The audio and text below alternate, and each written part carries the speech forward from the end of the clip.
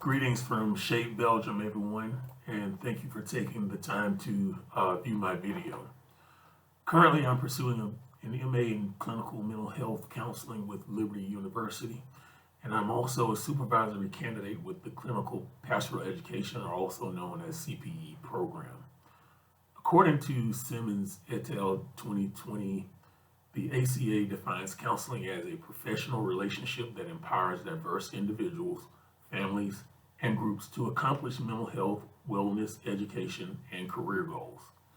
And so, to that end, I aspire to be a professional counselor who has a Christian worldview.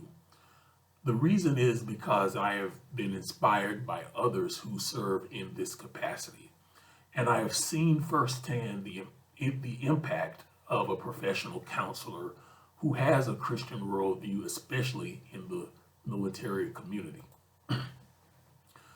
I tend to take the both and approach when it comes to counseling others. I can hold true to biblical principles, being confident that God's word has final authority, and with the understanding that others may have radically different worldviews than I. And so I personally have to pay attention to issues that may cause me to be triggered, which in some cases can lead to countertransference. So self-awareness, I believe, is absolutely imperative. For instance, someone may be struggling with something that I once struggled with when I was not strong in my faith. And if I'm not careful, I could allow my personal feelings to interfere with the entire process. That just wouldn't be fair to those who are depending on me to be professional and attentive to their needs.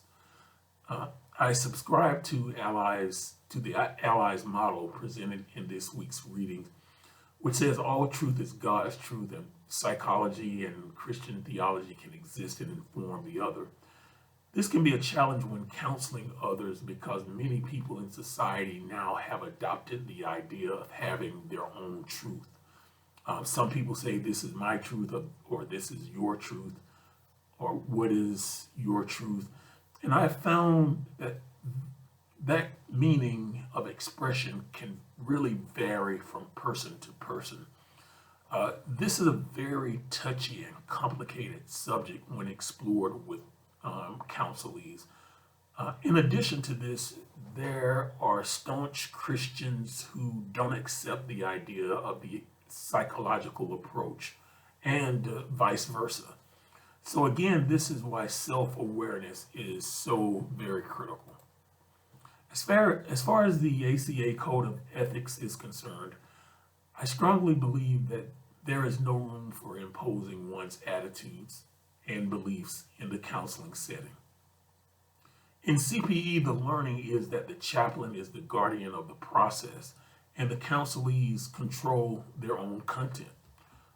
As a supervisor in training, that's a word of advice that I continue to convey to my CPE students. It's not about my agenda, and I owe it to the counselees to establish and sustain rapport with them in a way that does not violate boundaries or diminish their dignity in any way. Thank you very much.